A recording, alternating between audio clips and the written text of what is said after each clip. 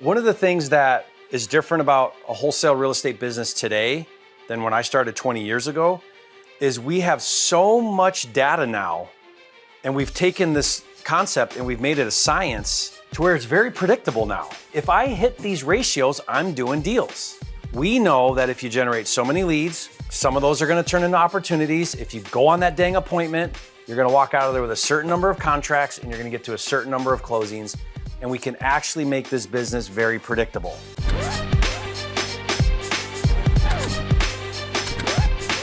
This video is brought to you by 10K Club, a program that pays you $10,000 for finding ugly houses.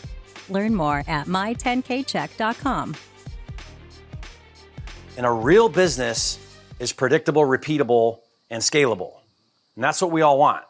I want a business that's predictable, repeatable, and scalable. And then outsource myself out of the business, right? Like everyone in this room, that should be our goal. So if we're doing a business model that isn't repeatable, predictable, and scalable, we're just gonna continue to bang our heads against the wall. And so what we're gonna do here is we're gonna think about, all right, well, if I go out in my market, I'm getting leads, I'm doing all these things, I'm doing phone calls, I'm making offers, I'm maybe going on appointments, I'm getting contracts, I'm getting closings. Like, how does all of this work together? And how do I look at this in a succinct way to know where the holes in the boat is, right? So I think any business, there's always holes in the boat. And our job as business owners is to find the holes in the boat and plug them. And usually we plug one and there's another one that just sprung up over there, right? And that's business. We're just plugging holes in the boat all the time.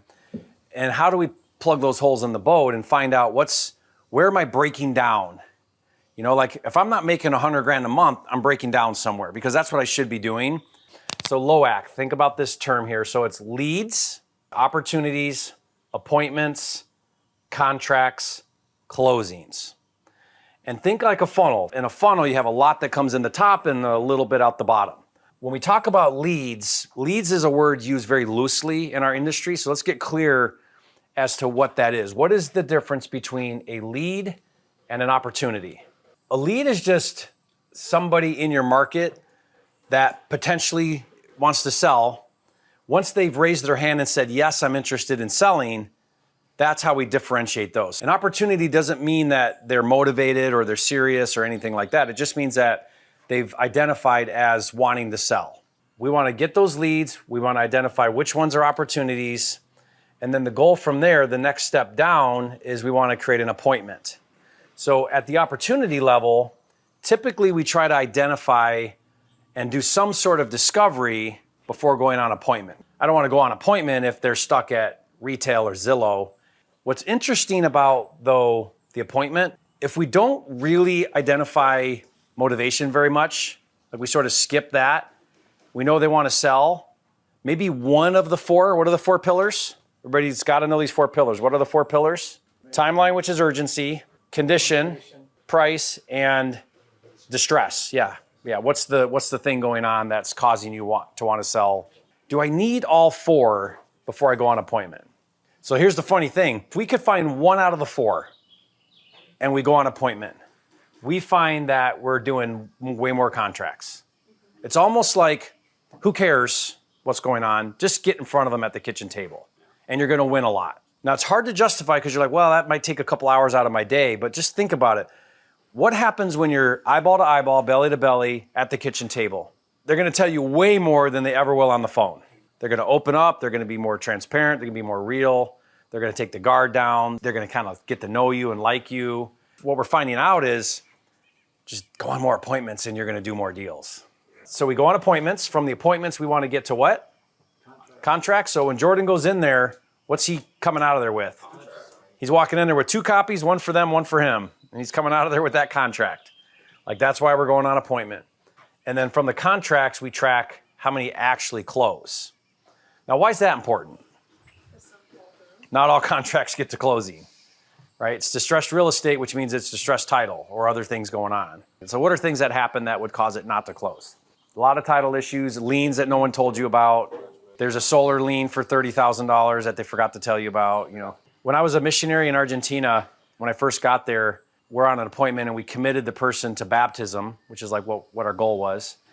And they said yes. And I'll never forget walking out, and I was with my mission companion. I'm like, dude, they said yes, this is crazy, this is amazing.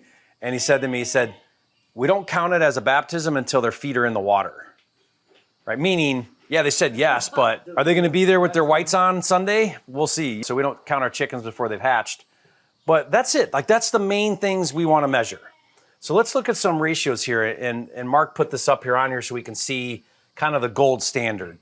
So if we can be somewhere in these percentages as we go down the funnel, then we can have a gauge if we're on track. Okay, now this is a little bit market specific, but it's a good gauge to go off of. This is not used to like beat yourself up. It's used to look at this and say, okay, this week, how do I get 1% better if I'm struggling in one of these areas? Okay, like how do I just keep moving forward into better ratios? Let's start at the bottom here. If you want to get to 1 to 2 deals, you can reverse engineer back up to the top and you can know if you're on track. Okay, so let's look at some of these ratios. Mark put up 25. So we're going to start with a 25 bucket of leads. If out of that 25, we can create 10 to 15 opportunities, okay, then that means we're going from, we're hitting a 60% ratio from converting 25 leads into 10 to 15 opportunities. Now, I will say this, going from 25 leads to 10 to 15 opportunities, that is also going to be very dependent on your marketing channel. So if you're cold calling an absentee owner list, and that's the only filter is absentee owner, you're not going to be getting 10 to 15 appointments out of 25 of those. The goal here would be, okay, I'm going to start with a certain amount of leads. I want to create 60% of those into opportunities where they raise their hand and say yes. Of that 60% or of the 10 to 15, I want to try to go on anywhere around 30 to 60% is a good gauge. Okay, so I'm going to try to get on 5 to 10 appointments out of those.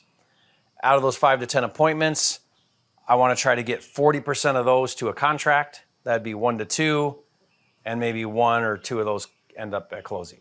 Let's take a ratio and let's say that it's way off and let's identify what that actually means. So let's say that this ratio is 95%. What are you probably doing wrong? What's the problem?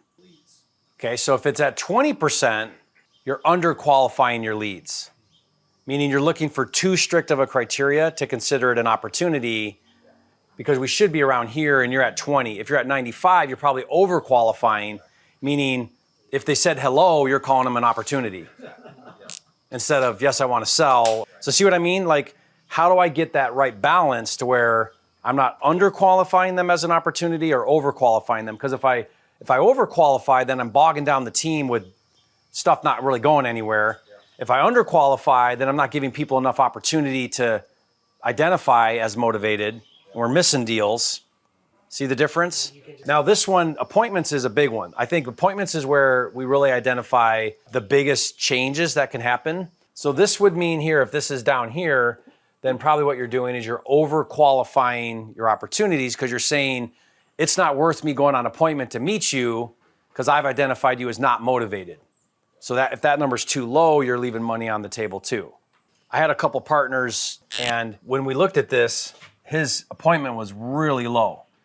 And you have to understand, he was doing a lot of deals, but they were on market and they were with agents, and it was all sight unseen. Like, he never went on appointments, so that's not what you do with agents. So for him mentally to start getting in the car and driving to appointments, he could not make the transition. So when he went off market and his appointment ratio was really low, what do you think his success rate was? It didn't work. Yeah, it wasn't working. And so all I had to do was look at it and say, your appointment ratio is super low. You got to go on appointment. All I needed to see was the chart to know that. Hey, here's why you're not getting contracts. You're not going on appointments. Let's say your appointment ratio is at 50%.